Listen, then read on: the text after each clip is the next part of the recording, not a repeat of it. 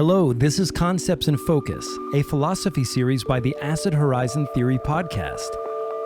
In this episode, I will present Deleuze and Guattari's concept of a body without organs. The concept of a body without organs is one that is often the subject of many questions. Deleuze and Guattari is not easy reading. They are often seen as notoriously impenetrable by even experienced readers of philosophy. The purpose of this episode is to explain the body without organs, highlighting uses and examples of the concept that I think will connect with an abundance of readers. My hope is to do so with two goals in mind. One, to demystify the concept while underlining its importance both philosophically and politically, and two, to instigate within you, the listener, a deeper engagement with Deleuze and Guattari, whom I personally believe are among the most important philosophers of the 20th century. In this episode, I will largely draw from Deleuze and Guattari's Anti-Oedipus. Now, both Deleuze by himself and Deleuze and Guattari together developed the concept of a body without organs over different texts. Their experimenting with the concept itself lends to some of the difficulty developing an understanding of it. However, rather than chase down every mention of the body without organs within the author's shared body of work, I will confine the scope of this episode to their work in Anti-Oedipus. In subsequent episodes, I will explore the concept where it is mentioned elsewhere, namely the way it is treated in their famous essay, or plateau, From 1,000 Plateaus, How Do You Make Yourself a Body Without Organs? I also intend to do an in-depth examination of the body without organs in relation to Freud's notion of the death instinct. That said, there will be a lot that I do not mention here in virtue of the constraints I have adopted. With all of that out of the way, let's begin. In order to begin our foray into the body without organs, we need a starting point. Let's begin with a quote from Chapter 1 in Anti-Oedipus. Desiring machines make us an organism. But at the very heart of this production, within the very production of this production, the body suffers from being organized in this way, from not having some other sort of organization, or no organization at all. To me, the most interesting part of this selection is the idea that a body suffers from being organized. That is, by being arranged in the manner of an organism. Deleuze and Guattari make it sound as if, at some level, all organisms are uncomfortable with living in their own skin. What's more, they suggest that perhaps the body might want to be organized differently than it already is. Or perhaps it would be better off not being organized at all. All bodies, all organisms, anything that is said to have organization for that matter, processes, systems, societies, etc., suffers from this persistent impulse. In fact, this impulse is a feature, not a flaw, inherent to the forces which produce the organism's organization in the first place. What is it then that causes this suffering? Well, it's none other than the body without organs.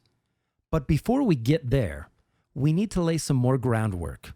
To get a better sense of what Deleuze and Guattari mean by a body without organs, we should first investigate what all bodies, with or without organs, have in common. They are made up of flows. So, flows. Look around the world and you'll see flows everywhere. There are flows of traffic, there are flows of money, there are flows of tears, and there are rivers that flow.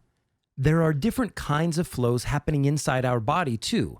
The flow of blood, the secretion of hormones, the processing of waste matter, and so on. Each one of these flows is moving from one pole to another, having both a source and a destination. Commuters are on their way to work or home, and blood is flowing towards the extremities or back to the heart, or out of a surgical cut. This flowing of flows from pole to pole compose what Deleuze and Guattari call partial objects, or desiring machines. By partial object, Deleuze and Guattari do not mean global objects. For example, the types of designations that refer to things like cars, skyscrapers, or human beings. Think of partial objects as connections formed when our mouth connects to the tip of a straw to take a sip of a soft drink, or that which connects the fuel pump to the car's engine.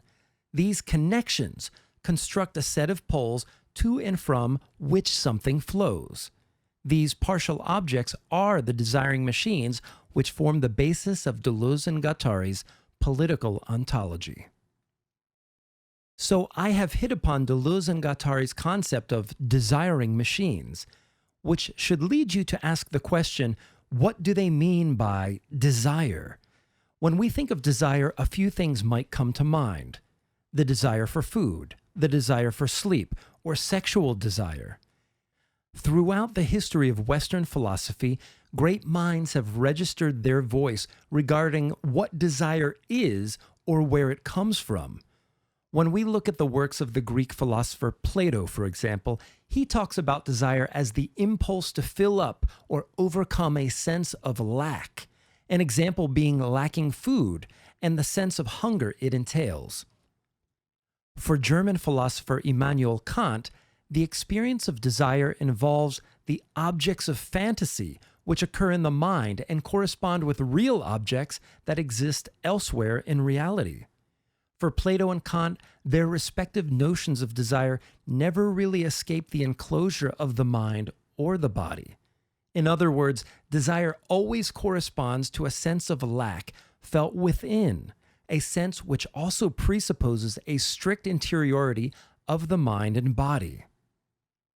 Along come Deleuze and Guattari, who suggest that philosophy has had a problem problematizing desire. In fact, the problem with previous philosophies of desire is that they merely considered desire's consumptive aspect and mostly ignored its productive side. That's right, for Deleuze and Guattari, desire is both producer and product. It derives from a process of production they call desiring production. In fact, one of the things that desire produces is a sense of lack, and the notion that lack is an inherent part of our experience of being human. This may be highly counterintuitive from the standpoint of being a human being who desires food for sustenance. However, with the concept of desiring machines as our metaphysical starting point, the idea that lack is produced should make much more sense once we understand a few more things about desiring production. So far, we have discussed desiring machines as that which produces a series of flows. But the universe isn't just all flows, you know. In Deleuze and Guattari's formulation of desire, there are not only flows, but there are also breaks.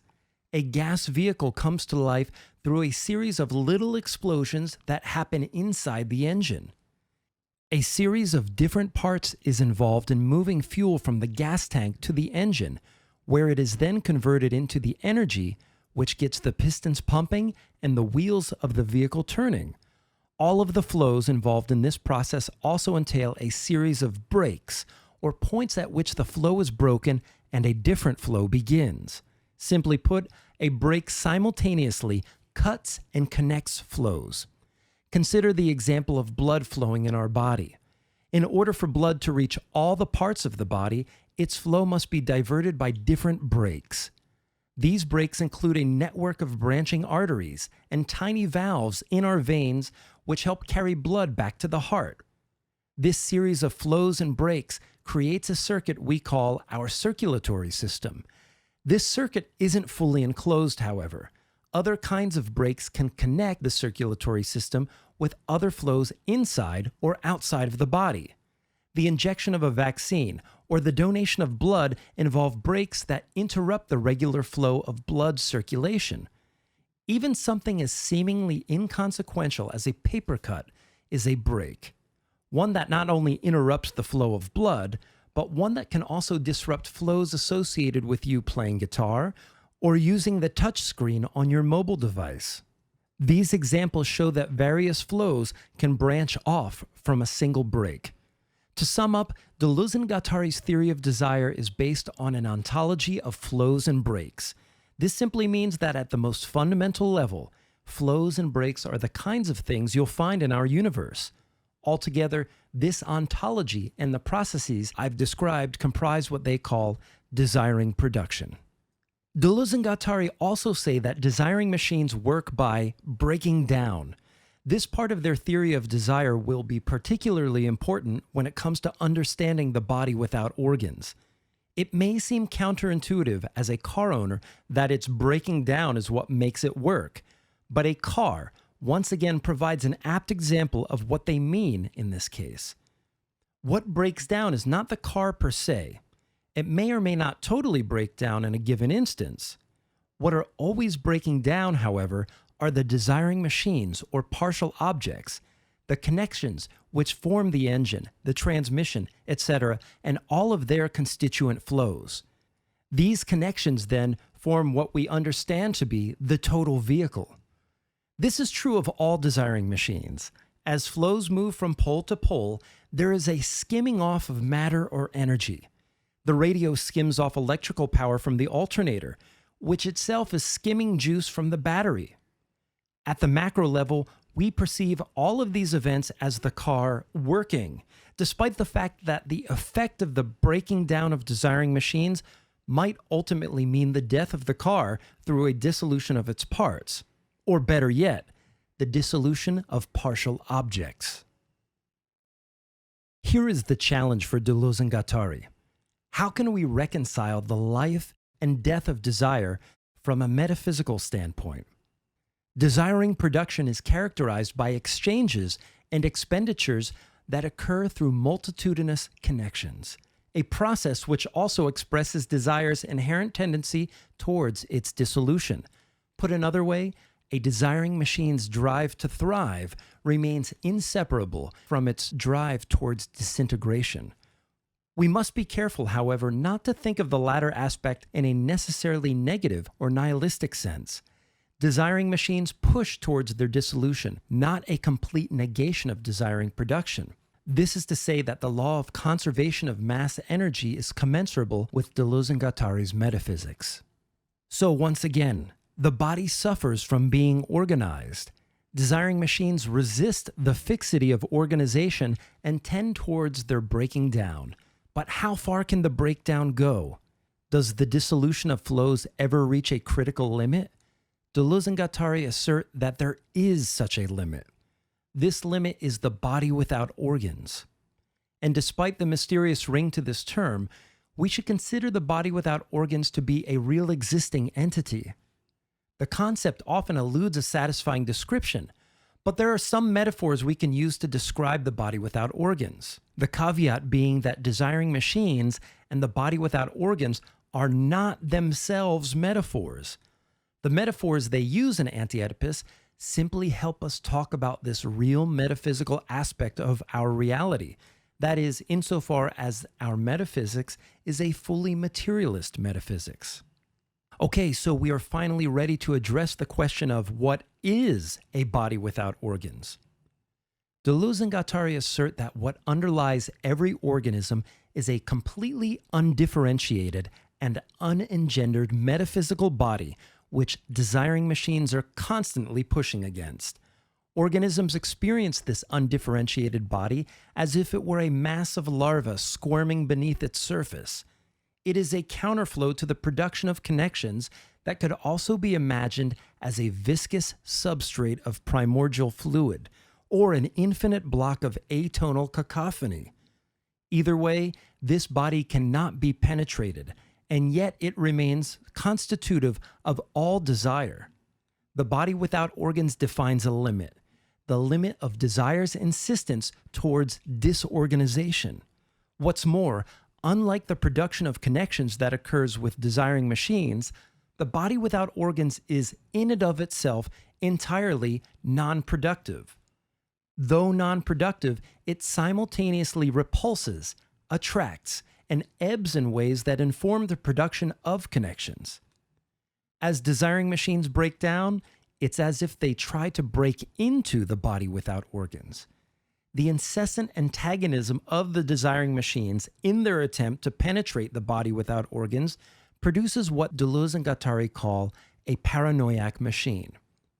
This machine is characterized by the body without organs repelling desiring machines and their tendency to create connections. In fact, rather than producing connections, well, it effectively anti-produces them in a process they call anti-production. Deleuze and Guattari write in Anti-Oedipus that the production of anti-production is the production of a body without organs. The repulsion of the paranoiac machine, however, is not the only process at work in the production of anti-production. In addition, Deleuze and Guattari write that amidst the repulsion, the non-productive aspect of the body without organs also falls back on the domain where connections are being produced. Furthermore, in doing so, it appropriates these connections, their processes, and surpluses that they create. Not to mention that the body without organs makes it all seem as if all production, particularly what we call social production, magically emanates from itself. So you might be wondering, how does the concept of a body without organs cash out? Before I go on, an important part of Deleuze and Guattari's creation of this concept involves their discussion of Antonin Artaud, the author and playwright from whom they appropriate the term a body without organs. Often attempts at explaining this concept center around a discussion of Artaud and his work. I'm not going to assume that listeners have looked at Artaud's work, so I will save that discussion for a follow-up episode in this series.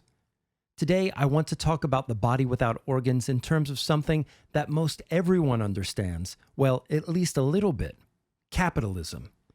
Particularly, I want to talk about how capitalism has its own body without organs, called capital, and how capital conditions or falls back upon social production.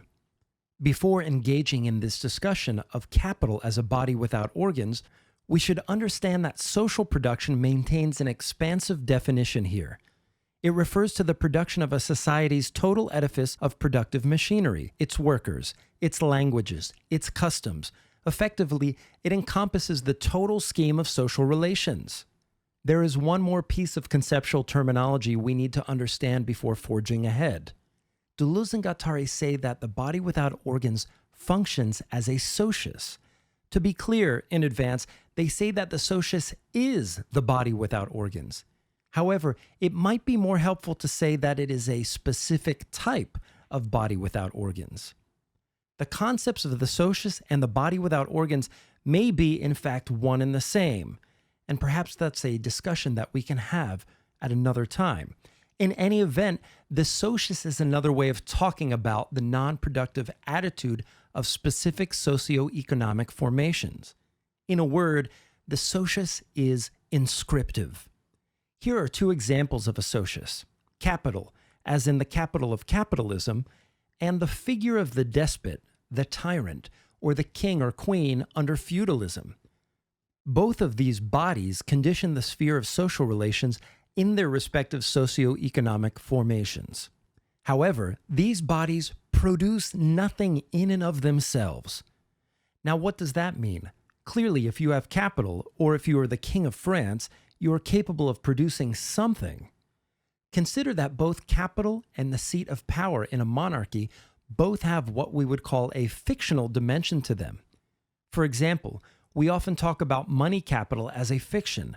Money is part of the story that says use values can be quantified in terms of exchange values, but capital, broadly construed, functions as more than just cash. And arguably, it does more than simply provide a medium of exchange. Capital as a body without organs makes the notion of capital even more abstract than money. And this is a good thing for Deleuze and Guattari, as they seek to provide a more robust philosophical model of productive relations than their forebears. As I pointed out earlier, the body without organs involves a force of repulsion. However, the body without organs also maintains forces of appropriation and attraction. The sotius becomes the domain upon which the new organs of social production are constituted. Deleuze and Guattari explain that the sotius falls back on production, creating a surface upon which both production is recorded and distributed. The recording surface falls back on production, instigating a series of disjunctions, a bit like imposing a grid of intersecting lines on everything in the social field. This produces stratification, which valorizes some agents of production and represses others. It creates vectors, axes and thresholds which assign coordinates to all its agents in order to direct flows of desire. Disjunctions also block those producers which produce flows that rival the dominant flows of the sotius. Under capitalism, for example, the law plays a big part in producing the class system by channeling flows of capital to some and not others. For example, the relationship between capitalists and the law often involves things like lobbying or using high-powered lawyers to skirt punishment for doing things like causing the market to collapse. Marginalized communities, such as folks living in poverty or in predominantly Black or Latinx communities in the United States, for example, tend to encounter the law through things like selective law enforcement. For the latter communities, the law functions to create a feedback loop of economic impacts which challenge citizens struggling to escape repression. When such communities rise up to combat this repression and demand better access to resources, you can rest assured forces of anti-production will arrive to tamp them down. One more thing here. Do you remember at the beginning of this episode when I said anti-production creates lack? It is worth mentioning that anti-production involves the production of lack. Anti-production involves the immiseration of the masses through their systemic exclusion from flows of capital and the appropriation of the surpluses they create. When we say things like poverty is a systemic issue, this is precisely what we are talking about. Now, back to the sotius. In conjunction with its repressive aspects, the sotius also maintains an attractive function. Deleuze and Guattari write that the power of capital is made to seem miraculous, as if all productivity emanates from the body of capital. This miraculating function, or the miraculating machine, as they say, functions concomitantly with the other machines, the plethora of desiring machines, the paranoiac machine, and the attraction machine, and so on. The function of the miraculating machine is to project a productive veneer onto capital, to make its movement seem utterly necessary to production, thus making it a quasi-cause of productive relations. The insistence of capital expands beyond its mere quantitative aspects. Capital creates structures, organs, and processes with qualitative aspects, which condition all of us to capital's tendencies. In other words, the expansion of capital prompts us to think everything in terms of capital, both consciously and unconsciously. Our acceptance of capitalism is not the result of a trick or folks being duped. It is not as if we have fallen victim to a false consciousness, as Marx would suggest. Deleuze and Guattari instead put forward that what we truly perceive is a false, but nonetheless seemingly objective movement inscribed directly into the functioning of the sotius. To sum up, the sotius is the body without organs as it relates to social production. Under capitalism, it is the body of capital as it suffuses every dimension of life. With so many machines capturing so many flows of desire and reorganizing them to proliferate the infusion of capital into everything, what is the body without organs up to? We might ask, what's its end game? In short, the body without organs functions to create the condition for capitalism's survival by preserving the modicum of stability needed for its flourish. But compared to other social formations that have either predated or existed alongside capitalism, there is something quite unique going on here. And this is what Anti-Oedipus is about, and perhaps why we should all consider delving deeper into this text. If you found this episode helpful, please subscribe to us. This episode is the first in a series on the body without organs. Also, I am one of the hosts of the Acid Horizon live show. Please follow us where you listen to podcasts, or on YouTube, or find us on Twitter. And by supporting us on Patreon, it helps us make more episodes like these. Once again, thanks for listening to Concepts in Focus.